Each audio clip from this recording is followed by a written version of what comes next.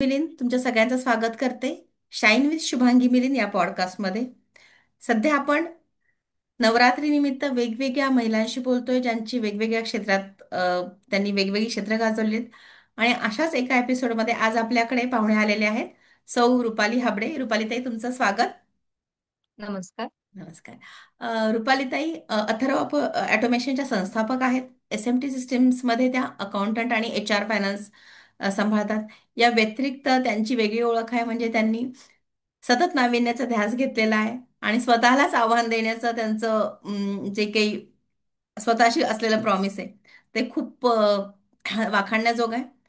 त्यांच्याविषयी मी जास्त बोलण्यापेक्षा आता आपण त्यांच्याकडूनच ओळख करून घेऊया. रुपालीताई, तुमच्या या प्रवासाबद्दल आता आपण गप्पा मारणार आहोत. पण मला थोडंसं तुमच्याबद्दल तुमच्या तोंडून ऐकायला आवडेल. ओके. नमस्कार. माझं नाव रुपाली संतोष आबळे आणि पूर्वाश्रमीचे मी रुपाली यशवंत फुलकर. माझं माहेर पुण्यातलंच आहे, सासर पण पुण्यातलंच आहे. अ, मी काय म्हणतात एज्युकेशन माझं कॉमर्समध्ये पोस्ट ग्रॅज्युएशन झालंय. ICW इंटरमिजिएट झालेलं आहे आणि माझी सुरुवात ही एका छोट्या कंपनीमध्ये अकाउंटंट म्हणून केलं आणि आता सध्या मी अथर्व ऑटोमेशन ही माझी कन्सल्टन्सी फर्म आहे आणि माझ्या मिस्टरांची SMT सिस्टम्स LLP ही पार्टनरशिप LLP फर्म आहे, ज्याच्यामध्ये मी ऍज अ कन्सल्टंट म्हणून काम करते. अच्छा. रुपालीताई, म्हणजे जर असं विचारलं की रुपालीताई म्हणजे माझ्यासाठी रुपालीताई म्हणजे नवीन आव्हान, तसं तुम्ही काय म्हणाल, रुपाली म्हणजे कोण? अ, रुपाली म्हणजे जिला जसं तुम्ही म्हणला नाविन्याचा ध्यास, हम्म. तसं मला नवीन नवीन गोष्टी शिकायला आवडतात. अ, आणि नवीन चॅलेंजेस ऍक्सेप्ट करायला आवडतं आणि जे आयुष्यात कधी केलं नाही ते करून बघायला आवडतं. सो रुपाली वा. म्हणजे ट्राईंग न्यू थिंग्स. ग्रेट. खरं तर शिक्षण तुमचं कॉमर्समधून सुरू झालं म्हणजे ICW तुम्ही केलं. त्याच्यानंतर घर, व्यवसाय हे सगळं करत असताना असं काही झालं का की काही वेगळा म्हणजे वेगळ्या पद्धतीचा शॉक म्हणू आपण की नाही आता हे अचानक एखादी गोष्ट नवीन येते आपल्यासमोर की आतापर्यंत हे करत होतो पण आता हे करावं लागणार आहे, असं काही झालं का? हम्म, नवीन म्हणजे पहिली तर सुरुवात हीच होती की लग्नानंतर अ, अ, माहेरी कधीच काम केलेलं नव्हतं. सो पहिलं तर चॅलेंज ते होतं की लग्नानंतर शिक्षण, नोकरी आणि न्यू फॅमिली मेंबर्स बरोबर ऍडजस्ट होणं. हेच बरोबर. माझ्यासाठी पहिलं सर्वात मोठं टास्क होतं. कारण मला शिक्षण सोडायचं नव्हतं, मला नोकरी पण सोडायची नव्हती, पण लग्न पण झालेलं होतं. सो ह्या काय म्हणतात 2 दगडांवर नाही, माझे 3 दगडांवरती पाय होते आणि त्या सगळ्याचं बॅलन्सिंग करून स्मूथली लाईफ जगणं हे थोडंसं चॅलेंजिंग होतं. कारण लग्न तसं लवकर झालं, शिक्षण राहिलेलं होतं. अ, त्यामुळे ते तिघांची सांगड घालता घालता थोडंसं दमछाक होत होती. पण ठीक आहे, it was a good experience. म्हणजे आपण त्याच्यातून मी बऱ्याच गोष्टी शिकल्या ज्या मी पूर्वी माहेरी कधी केलेल्या नव्हत्या. स्वयंपाक करणं मला माहिती नव्हतं. पण इथं येऊन मी ते टाइम मॅनेजमेंट करायला शिकले. नवीन गोष्टी शिकल्या. लग्नाआधी जे काही गाडी-बिडी शिकलेली होती, त्या गोष्टींच्या त्या स्किल्सचा मला इथं म्हणजे उपयोग झाला मला त्याचा. म्हणजे आपण स्त्रिया खरंच मल्टीटास्किंग असतो. म्हणजे एका वेळेस येस, भाजी पण फोडणी येस, टाकलेली असते, त्यावेळेस फोनवर पण बोलत असतो, त्यावेळेस मुलाचं पण आवरत असतो. येस. तुम्ही तर शिक्षण, घर आणि नोकरी हे सगळं एकत्र सांभाळत होतात. पण हे सगळं करताना आता तुम्ही जस्ट याच्यात आहात, तर हे सगळं मी करू शकते किंवा हे मी करणारच, अशी कधी कुठल्या क्षणी जाणीव झाली की "येस, मला जमतंय बाबा"? असं एखादी मुवमेंट म्हणजे आहे का तेव्हा का आता? तेव्हा? ओके. तेव्हा खरं सांगायचं तर फार एवढा विचार करून म्हणजे मी याच्यात पडलेलीच नव्हती, की म्हणजे असं खूप प्लॅन नव्हतं. एक होतं की शिकायचंय मला, अजून माझं शिक्षण अर्धवट राहिलं ते मला कंप्लीट करायचंय. मला ICW कंप्लीट करायचं होतं, पण अनफॉर्च्युनेटली माझं इंटरमिजिएट पर्यंतच झालं. कारण मी तेव्हा प्रेग्नंट होती, त्यामुळे पुढची एक्झाम नाही देऊ शकले. पण इंटरमिजिएट पर्यंतचं मी तसंही प्रेग्नन्सीमध्ये सगळ्या एक्झाम्स वगैरे देऊन केलं होतं. तेव्हा ते थोडंसं डिफिकल्ट वाटत होतं. पण जसं मी म्हटलं, की फार विचार नव्हता केला म्हणजे घडत गेलं ते एक, एक, एक, एक. खूप मी पुढचा विचार नाही करत बसले, की आता माझ्यासमोर काय टार्गेट आहे, की मला एज्युकेशन कंप्लीट करायचंय आणि नोकरी पण करायची. मग मी त्याच्यावरती कॉन्सन्ट्रेट केलं आणि मग पुढे-पुढे एक-एक गोष्टी घडत गेल्या. मग जॉब चांगला लागला. मग मुलगा झाला. मग त्याच्याबरोबर थोडंसं जर्मन लँग्वेज वगैरे पण मी शिकले. थोडा वेळ होता त्याच्यामध्ये, की सुट्टी होती, मग जर्मन शिकून घ्यावं. मग ते करत गेले. असं एक-एक गोष्टी शिकत गेल्या. जसजसा वेळ मिळाला तसा. खूप प्लॅनिंग नव्हतं केलं मी. हा, म्हणजे थोडक्यात नदी वाहते तसं त्या त्या प्रवाहाच्या दिशेने तुम्ही वाहत गेलात आणि ती योग्य ठिकाणी गेली. Yes, yes, yes. आणि पण जशी वळणं मिळत गेली तशी मी आपली वळत राहिली. फ्री फ्लो राहिला. म्हणजे नोकरी करेक्ट. करत होते. मग नंतर लक्षात आलं, की मुलाला सांभाळून नोकरी करणं थोडं अवघड आहे. तेव्हाच मिस्टर पण नवीन बिझनेस त्यांनी सुरू केला. मग मी थोडे दिवस जॉब केला आणि मग माझ्या लक्षात आलं, की आपण जर का मिस्टरांना बिझनेसमध्ये मदत केलं, तर ॲट अ टाईम आपण दोन्ही गोष्टी करू शकतो. म्हणजे थोडं मुलाकडे पण लक्ष देऊ शकतो आणि बिझनेसकडे पण देऊ शकतो. नोकरीमध्ये मला जी फ्लेक्सिबिलिटी नसती मिळाली, ती मला बिझनेसमध्ये मिळेल हे माझ्या थोडं लक्षात आलं. म्हणून मग मी नोकरी सोडली आणि मिस्टरांच्या बिझनेसमध्ये जॉइन केलं. मग तेव्हा परत मुलाची जेव्हा शाळा असेल तेव्हा बिझनेसकडे लक्ष द्यायचं. तो आला की त्याचं बघायचं. सो पार्ट टाईम दोन्ही जॉब माझे चालू होते. हाउसवाईफ, मदर आणि एक बिझनेस वुमन असं दोन्ही बॅलन्सिंग चालू होतं. सो म्हणून म्हटलं जसजशी पुढे-पुढे काही डिफिकल्टीज आल्या, तसतसे मी निर्णय माझे बदलत गेले. म्हणजे अगदी लग्नानंतर माझं नाही मला नोकरीच करायची हाच माझा एकदम ॲटिट्यूड होता. मग नंतर परिस्थितीनुसार माझ्या लक्षात आलं, की नाही आपल्याला नोकरी करणं तेवढं एक तर फायदेशीर पण नाही आणि खूप म्हणजे त्याच्यामध्ये लेट सेटिंग आहे. मग आपल्याला मुलाला पण तेवढाच वेळ द्यायचा आहे. मग हे सगळं जमलं पाहिजे. पण घरात पण बसायचं नाही. मग तेव्हा मी हा मध्य मार्ग काढला, की मिस्टरांना पण मदत होईल. प्लस माझं जे आहे ध्येय, की काहीतरी करत राहायचं ते पण चालू राहील आणि मुलाकडे पण दुर्लक्ष होणार नाही. सो म्हणून मी मिस्टरांचा बिझनेस जॉइन केला. त्यांचा पण नवीन बिझनेस होता, त्यामुळे त्यांना पण माझ्या मदतीची गरज होती, माझ्या नॉलेजची गरज होती. म्हणून मी तिकडे शिफ्ट झाले आणि नोकरी सोडून दिली आणि मग मुलाचं संगोपन प्लस नवीन बिझनेस ते पण आमचं एक छोटं बाळच होतं. त्याची पण म्हणजे तो बिझनेस वाढवणं आणि मुलं वाढवणं असं सायमल्टेनियसली सुरू झालं आमचं. म्हणजे एका वेळेस दोन दोन बाळं तुम्ही मोठी केलीत म्हणायला हरकत नाही.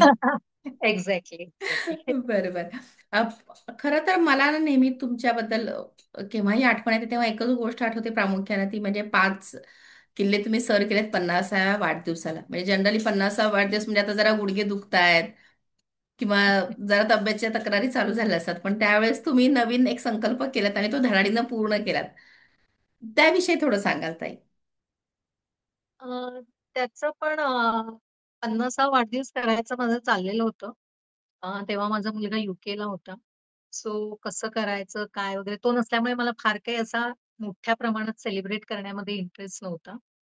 आणि पण काहीतरी करायचं होतं आणि असं वाटत होतं, की काहीतरी मेमोरेबल होईल असं करावं. पण मग जनरल एक हॉटेलमध्ये जंगी पार्टी देणं याच्यापेक्षा काहीतरी वेगळं, की जे माझ्या लक्षात राहील. बाकीच्यांच्या लक्षात राहो न राहो, पण माझ्या लक्षात राहील असं मला काहीतरी सेलिब्रेशन करायचं होतं. म्हणून मी सहज ते 7-8 दिवसापूर्वी बोलली, आपण असं हे करायचं. बोलले नाही. आणि मग आम्ही थोडेसे एक ट्रायल म्हणून 1-2 किल्ले करून पाहिले, की कसे करता येतील डिस्टन्सचा अंदाज घेण्यासाठी.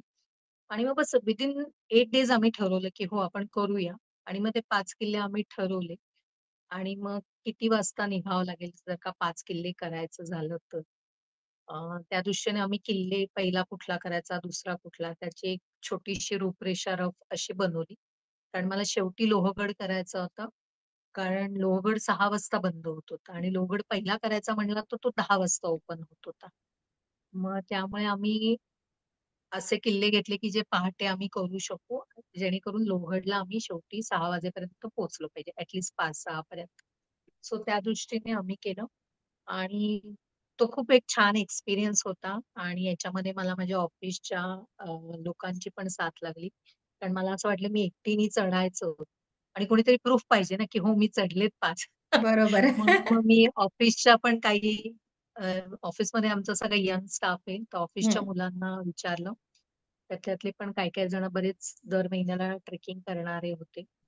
तर मग ते पण आले माझ्याबरोबर आणि मग शेवटी लोहगडवरती आम्ही केक कापून हे केलं वा. थोडं डिफिकल्ट होतं कारण एक तर 12 मार्चच्या उन्हामध्ये आम्ही हे सगळे किल्ले चढले आणि विसापूर तर म्हणजे अक्षरशः उन्हाळ्यात सगळे तापलेले दगड होते त्याला धरून धरून. म्हणजे तिसऱ्या किल्ल्याला तर मला असं आलं होतं कोणी हा मला मूर्खपणा सांगितला. शांत निवांत मी घरी बसली असती. पण नंतर मग छान वाटलं. ड्रोन कॅमेऱ्याने आम्ही सगळं शूटिंग वगैरे केलं आणि मग ते पाहताना एकदम अ, कळलं की खूपच म्हणजे छान काम केलं जे काही केलं ते. आणि मग नंतर ते पासून ते बघून माझ्या खूपशा मैत्रिणींनी, फ्रेंड सर्कलनी त्यांनी पण एक म्हणजे त्याच्यातून शिकले की आपण पण असं काहीतरी वेगळं काहीतरी करू जेणेकरून थोडं हेल्थ वाईज पण ते चांगलं आहे. आणि चांगला होता तो एक्सपिरियन्स. ते पण म्हणजे नाही, असंच अचानक आलं होतं. मी कधी ट्रेकिंग केलेलं नव्हतं. काय म्हणतात ना, करून पाहिल्याशिवाय कळत नाही किंवा पाण्यात पडल्याशिवाय पोहता एक्झॅक्टली. येत नाही, तसं तुम्ही ते करून बघितलं. मी खरं तर विचारणार होते हां. की असा कुठला मुमेंट आला का की थांबावं वाटलं, तर ते तुम्ही सांगून दिलं की नाही विसापूरला तुम्हाला वाटलं. पण हो, ते- कारण तसे पहिले पहिले 2 किल्ले पहाटे केले तेव्हा एवढं जाणवलं नाही. पण नंतर हं, जसं मार्चचं ऊन एक-एक बरोबर. वाढायला लागलं आणि दुसरं काय होतं, की माझ्याबरोबर मिस्टर अजून बाकीची लोकं म्हणजे मला असं वाटलं, की माझ्या या हट्टापायी त्यांना पण बिचाऱ्यांना त्रास होतोय, की बळं-बळं त्यांना पण चढावं लागतंय. पण त्यांनी पण एन्जॉय केलं आणि त्यांना पण आवडलं म्हणजे ते.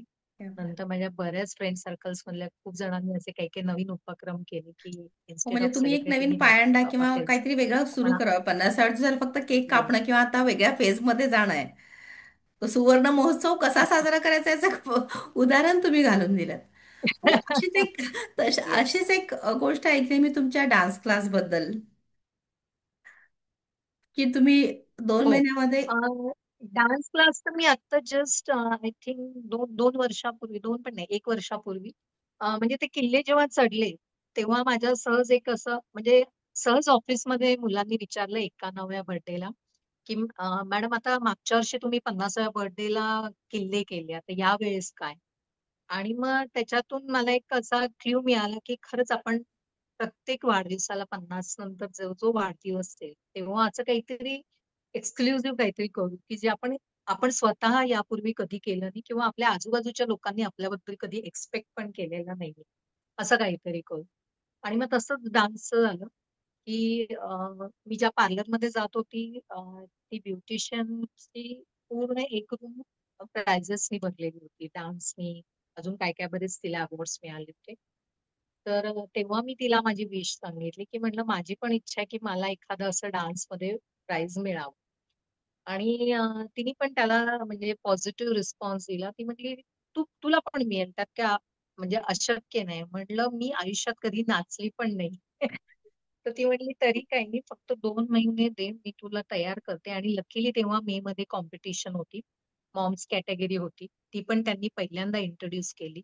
वा. अ, म्हणजे माझ्यासाठी ती संधी चालून आली होती.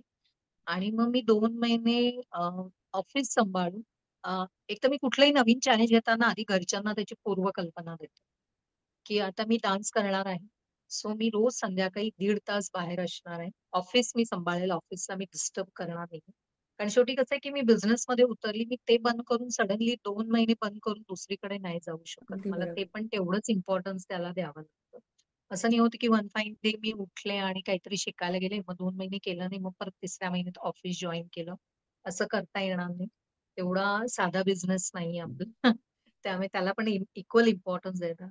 सो मी घरी, नातेवाईकांना म्हणा, आजूबाजूचे क्लोज रिलेटिव्हज आणि ऑफिस इथं सांगून ठेवलं, की मी डान्स कॉम्पिटिशनला घेते. सो 2 महिने मी कुठेही येणार नाही. संडेला मी प्रॅक्टिस करणार आहे. माझे डान्स क्लास असतील, एक्स्ट्रा क्लास असतील. 2 महिने तुम्ही मला ॲडजस्ट करून द्या तेवढं. मग ऑफिस करून आल्यावरती ऑफिसला मी लवकर जायचे थोडी आणि मग त्याऐवजी 1 तास लवकर येऊन स्वयंपाक वगैरे सगळं करून मी 7 ते 8:30 माझी डान्सची प्रॅक्टिस करायची, क्लासला जायची. नेमकं मी डान्सला नाव एनरोल केलं आणि मला थोडंसं कमरेचा प्रॉब्लेम आला. मला डॉक्टर म्हणले होते, की तुम्ही फिजिओ करा, एम-आर-आय करा, डान्स करू नका.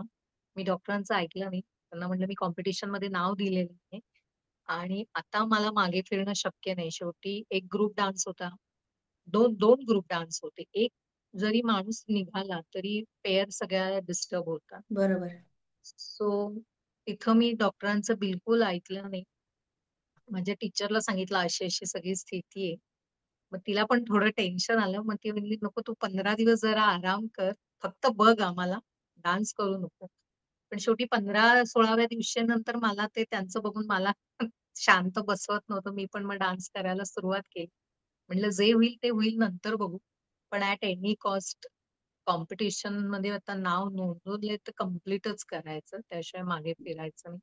वाह! आणि मग देवाच्या दयेने काही मला त्रास पण नाही झाला. 15 दिवस मी थोडी रेस्ट घेतली. म्हणजे फक्त बघितलं मी. नंतर मग मी प्रॅक्टिस केली 1.5 महिना आणि मग कॉम्पिटिशनला उतरले आणि मॉम्स कॅटेगरीमध्ये प्राइज पण मिळालं. ते वाह! माझं डान्समधलं पहिलं प्राइज. क्या बात आहे.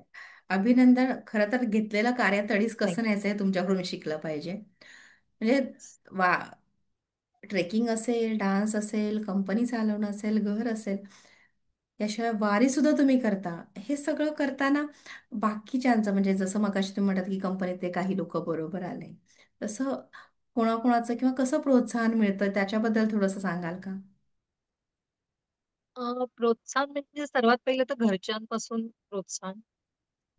जेव्हा लहान होते तेव्हा माझ्या वडिलांनी मला कायम सपोर्ट केला आणि त्यांनी म्हणजे मला सगळंच शिकण्यामध्ये त्यांनी मला कायम प्रोत्साहन दिलं. म्हणजे मुलगी म्हणून कुठेही त्यांनी मला मागे नाही टाकलं, की हे मुलीचं काम आहे, तू करू नको वगैरे. म्हणजे बरेचदा असं व्हायचं, की मी काम नाही केलं, की एक वेळा आई चिडायची, पण बाबांना कॉन्फिडन्स असायचा, की नाही ती वेळ आली ना, की बरोबर करतो. म्हणजे अगदी एक लहानपणीची गोष्ट सांगते. आय थिंक मी 8वी-9वीतच असेल. तेव्हा गौरी गणपतीच्या वेळेस मी कधीही स्वयंपाक केलेला नव्हता. गौरी गणपतीच्या वेळेस माझी आई अचानक इतकी आजारी पडली, इतकी आजारी, की म्हणजे तिला असं वाटलं मी आता या आजारातून उठत नाही. एवढी ती आजारी पडली होती. माहिती नाही मी कुठून काय केलं ते, पण एक आपण म्हणतो ना ऑब्झर्वेशन असतं, जरी करत नसलं तरी आई कशी करते, काय करते याच्याकडे लक्ष असायचं. मी समहाऊ ते सगळं बघायची, जे आईला नव्हतं कळत. आणि मग ती आजारी पडली त्या दिवशी मी म्हणजे केला सगळा पूर्ण स्वयंपाक केला व्यवस्थित आणि त्या गौरी आमच्या व्यवस्थित झाल्या. वाह! आणि खूप त्याच गौरीच्या दुसऱ्या दिवशी माझ्या भावाला टेल्कोमध्ये जॉब मिळाल्याचं लेटर आलं. तर आई म्हणली, "तुझा नैवेद्य गौरीला पोहोचला." बरोबर, अगदी बरोबर.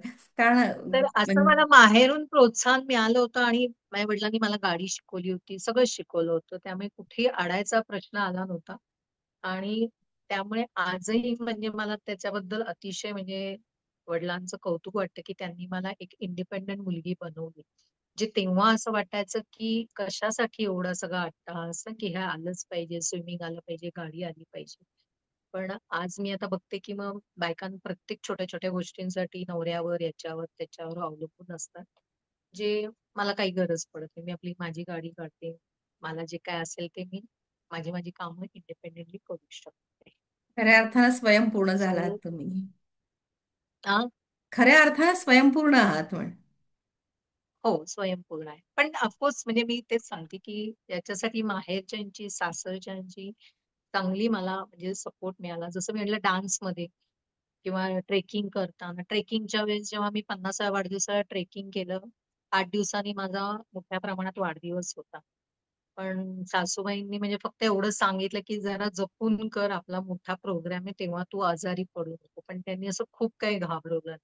डान्सच्या वेळेस पण त्यांना माहिती मला त्रास होतोय, पण तरी त्यांनी म्हणजे माझ्या सासरची लोकं एकदम काय म्हणतात प्रॅक्टिकल आहेत. त्यामुळे ते जनरली घाबरवत नाही. की करून बघ, काय होईल ते होईल. म्हणजे माझ्या सासूबाईंचं पण विशेष वाटतं. आता पण मी अ, एक परत एक जस्ट 4 महिन्यापूर्वी डान्स केला होता. तो म्हणजे एक प्रायव्हेट डान्स इन्स्टिट्यूट आहे. त्यांचं गॅदरिंग टाइप असं होतं. पण तेव्हा पण माझ्या सासूबाई 11 वाजेपर्यंत पूर्ण माझा डान्स होईस्तोवर थांबल्या, सगळं बघितलं. त्या आत्ता 82 वर्षाच्या आहेत. पण त्या पण म्हणजे त्या पण एक प्रेरणाच आहेत. कारण त्या आज या वयात सुद्धा सगळी कामं स्वतःच्या स्वतः करतात.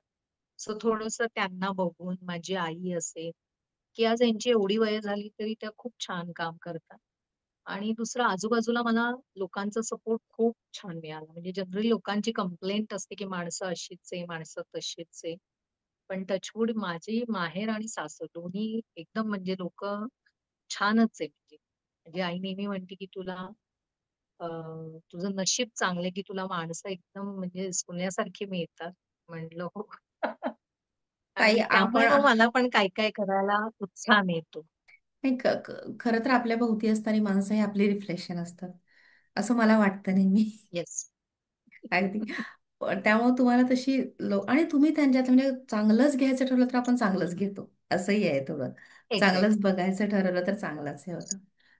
ताई, हे सगळं येस. करताना तुम्ही वारी पण अगदी नियमित करत असता. हो. अ, वारी म्हणजे मला असं वाटतं जवळजवळ 5-7 वर्ष झाली मी वारी करते.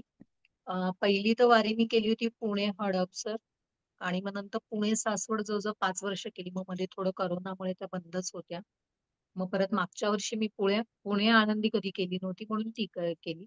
पण सर्वात मला आवडलेली वारी म्हणजे पुणे सासवड. म्हणजे तिथं दिवेघाट. तुमच्या भक्तीचा, शक्तीचा सगळ्याचाच कस लागतो. कारण दिवे खरंय. घाट सगळा चढून जायचा. आणि नंतर बाकीची लोकं तिथं राहणार असतात. त्यामुळे एकदा घाट संपला की ते थांबतात. पण आपल्याला परत घरी परत यायचं यायचं असतं. असतं. बरोबर. आणि माझं कायम म्हणजे हेच असतं, की मी ज्या काही ॲक्टिव्हिटीज करेल अदर दॅन ऑफिस, त्या ॲक्टिव्हिटीजचा माझ्या कामावरती किंवा माझ्या बिझनेसवरती परिणाम नाही झाला पाहिजे.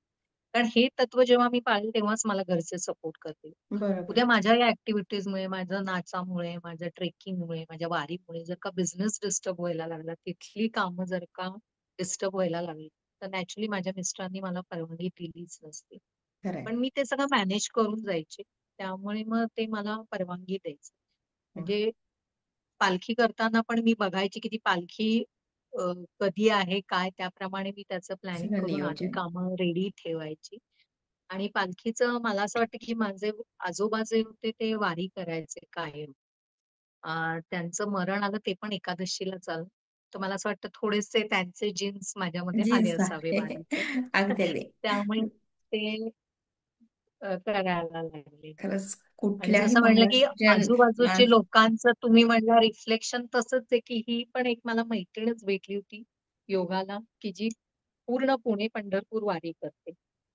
तर तिच्यापासून मी इन्स्पायरेशन घेऊन मी पण ठरवलं की मी पण करावी ती वारी आणि त्या वारीमध्ये लिटरली 17-18 वर्षाच्या मुलापासून ते 60-70 वर्षाच्या आजोबांपर्यंत सगळे त्या वारीमध्ये होते आणि खरंय. खूपच छान होता तो एक्सपिरियन्स. म्हणजे वारीचा अनुभव खरं तर एकदा तरी घ्यावा आणि तुम्ही म्हटलात ते बरोबर आहे, वारीपर्यंत ठीक आहे पण परत वारी पण तुम्हाला लगेच करायची असते, तेव्हा येस. पुढचं सगळं नियोजन महत्वाचं हो. असतं. ताई, इतके सगळे आता तुम्ही जे काही चॅलेंजेस स्वतःला दिलेत, पुढच्या वर्षीच चॅलेंज काय म्हणजे आता खरं तर 2026चं मी विचारेन की काय चॅलेंज असेल. माझं असं चॅलेंज अचानक काहीतरी डोक्यात येतं. ते असं म्हणतो ना, काहीतरी डोक्यात किडा जातो पटकन आणि मग तो वळवळला की मग होऊन जातं. तसं असं खूप प्लॅन नसतं. बघू आता काय अजून तरी ठरवलं नाही. कारण मार्च जवळ आला की मग मला काहीतरी एखादा वेध उद्योग लागतात. आठवतो. आता मागच्या मार्चला मी गिरनार ठरवलं होतं. हं. अ, म्हणजे मला आठवतंय आम्ही इटलीला गेलो होतो. तेव्हा ऑगस्ट-सप्टेंबरमध्ये आम्ही इटलीला गेलो होतो. पण माझ्या डोक्यात होतं, की मला गिरनारला जायचं. माझे मिस्टर म्हणे, "तू आता इटलीवरती कॉन्सन्ट्रेट कर." म्हटलं, "ठीक आहे, पण इथून गेल्यावरती मी गिरनारला जाणार." आणि मग तेव्हा असंच मी गिरनारला Facebookवरती टाकलं, की मला गिरनार यात्रा म्हणजे जो एक खालपासून वरपर्यंत गिरनारला जाणार आहे, अशी यात्रा कंपनी मला हवी. नुसतं खाली पायथा दर्शन करणारे नको. आणि मी एकटी त्यामुळे मला कोणीतरी सोबत पण पाहिजे वरपर्यंत जाणारं. आणि मग Facebookवरती मला खूप जणांनी काय-काय ट्रॅव्हल्स कंपन्या दिल्या. त्यातल्या एकाला मी कनेक्ट झाले आणि मग ते म्हणले, "हो, आमची गिरनार, द्वारका अशीच ट्रिप आहे. आम्ही वरपर्यंत नेतो. पण परत लोकं जर का कमी असेल, तर तुम्हाला कंपल्सरीली डोलीनीच यावं लागणार, रोपवेनीच यावं लागणार." आणि तेव्हा असंच माझा हट्ट होता, की मला या बर्थडेला मला त्याच्या आधी माझं गिरनार झालंच पाहिजे. आणि मग तेव्हा मी असंच 5-7 मैत्रिणींना, माझ्या जावेला, यांना त्यांना सगळ्यांना तयार करून गिरनारची यात्रा केली. आणि मग तेव्हा पण छान एक्सपिरियन्स होता. तेव्हा पण अगदी. मला पहिल्या 1500 पायऱ्यांनंतर खूप त्रास झाला होता. म्हणजे लिटरली मी एक 5 ते 10 मिनिटं झोपून होते, की माझ्या ह्याच्याने आता होणार नाही. पण मग तेव्हा असंच एकदम डोक्यात आलं, की आपल्यावरती विश्वास ठेवून या 7-8 बायका ज्या आयुष्यात बरोबर. कधी काही चढल्या नाहीये, त्या केवळ माझ्यासाठी आलेल्या आहेत. त्यामुळे मी आता उठलं पाहिजे आणि मग परत उठले आणि मग त्याच्यानंतर मी जे चढले, तर आजूबाजूचे सगळे शॉक झाले, की "तुला तेवढ्या एक 5-10 मिनिटापुरतं काय झालं होतं? तू आम्हाला केवढं टेन्शन दिलं होतं आणि आता तू किती पटपट, पटपट चढती आहे." पण गिरनारचा पण एक्सपिरियन्स खूप छान होता आणि म्हणजे माझ्यासाठी तर छान होताच. पण ज्या माझ्याबरोबर आल्या होत्या, माझ्या जावेच्या मैत्रिणी, माझ्या जावा, माझ्या मैत्रिणी, त्या सगळ्यांना असं होतं, की आम्ही किती वर्ष ठरवतोय, की आम्हाला जायचंय, पण आम्हाला होत नव्हतं. तुझ्यामुळे आमचं झालं. म्हणजे त्यांनी इतक्या वेळा ते ऐकून दाखवलं, की तुझ्यामुळे आमचं झालं, तुझ्यामुळे आमचं झालं. तर ते खूप छान वाटलं, की चला मी कोणाची तरी इच्छा तरी पूर्ण केली, की ज्यांच्या सुप्त इच्छा होती जायची, मुळात पण आता थोडंसं करेज कमी पडत होतं. तर त्यांना ते थोडं एक सपोर्ट सिस्टम हवी होती कोणीतरी. ती मी बनले. त्याचं मला छान वाटलं. मुळात तसंच आता काहीतरी गिरणारचा ठरवेल एखाद वेळी या मार्चला. हा हा दैवी अनुभव आहे. कारण येस. सगळ्यांनाच जायला मिळत नाही, म्हणजे अगदी खालून परत येणारे पण लोक आहेत आणि तुमचं हो, बोलावणं हो, आल्याशिवाय तुमचं जाणं होत नाही. हो. तर बरोबर आहे तुमचं. तसंच तुम्ही जसं ते पार पाडलं तसं आता नवीन आम्हालाही उत्सुकता आहे की तुम्ही काय कराल. पण या व्यतिरिक्त ताई मला असं सरप्राईज. विचारायला आवडेल की पुढच्या 5 वर्षात तुम्ही स्वतःला हं. कुठे बघताय? कारण आता घर, बिझनेस किंवा एक स्वतःची जी काही इमेज आहे त्याच्यावर तुमचं काम करून झालंय. पुढच्या 5 वर्षात तुम्हाला काय करायला आवडेल अजून, किंवा 2030 मध्ये रुपालीताई स्वतःला कुठं बघतायत? ऐकलं तर तुम्ही कदाचित हसाल, कारण हा. एवढं सगळं ऐकल्यानंतर तुम्ही म्हणाल, "हे काय सांगताय?" तर मला थोडंसं हाउसवाईफ बनायचंय. म्हणजे ते म्हणतो ना आपण ते थोडंसं मी मिस केलंय. कारण नाही म्हटलं तरी हे सगळं करत असताना दमछाक झाली आणि ते कुठेतरी थोडंसं असतं की अरे म्हणजे कुठे जायचं असलं की आपल्याला काहीतरी एक ॲडजस्टमेंट करून मग तिकडे जाता येते. कोणी पटकन बोलवलं की आपण जाऊ शकत नाही किंवा आजूबाजूच्या मैत्रिणी कुठेतरी म्हणजे निघाल्या, उठल्या, सुटल्या, गेल्या असं होते. तसं आपल्याला जमत नाही. हे थोडंसं कुठेतरी आहे खरंय. मनामध्ये. आणि दुसरं की आता माझा मुलगा माझ्या बिझनेसमध्ये आलाय. तो छान बिझनेस सांभाळतोय. म्हणून आता मला असं वाटतं मी थोडंसं मागे व्हावं आणि त्याला पुढे चान्स द्यावा. त्याला आव्हानं म्हणजे झेलायला शिकली पाहिजे त्याने. नाहीतर आई आहे फायनान्स बघायला, मग तो थोडा रिलॅक्स होऊ शकतो. सो आता थोडा बिझनेस नवीन पिढीच्या हातात देऊन आपण थोडं बॅकला हा यायचं. विचार खरोखर खूप महत्वाचा आहे. कारण जरी आपल्याला वाटत असेल आपण खूप छान करतोय, तरीही आपल्या पुढची पिढी त्यांना करायला संधी देणं, चुकांमधून शिकतील येस. किंवा त्यांचं त्यांना आयुष्य जगू देणं, कदाचित तेही आहे की त्याला त्याचं करिअर करून देणं. म्हणजे हा पण विचार खूप छान आहे की थोडं मी मागं पाऊल घेतलं आणि मी माझ्या राहिलेल्या गोष्टी पूर्ण केल्या, तर काही हरकत नाही. तो हां, त्याच्या म्हणजे दृष्टीने तेच आहे, की त्याच्या आता गोष्टी. उद्या त्याचं लग्न होईल, त्याची बायको येईल. मग आता त्यांची करिअरचे दिवस आहे, तेव्हा मी एक म्हणजे मी जेव्हा जॉब करत होते, तेव्हा मी ते पाहिलं, की घरी कोणी नसलं, की किती आपली धावपळ होती. तर खरंय, आपल्याला खरंय. एक सपोर्ट सिस्टम कोणीतरी पाहिजे. म्हणून आता असं वाटतं, जी कोणी येणारी सून असेल, तर माझा मुलगा ते त्यांना त्यांची करिअर करून देऊन मी त्यांना या प्रकारे सपोर्ट करेल.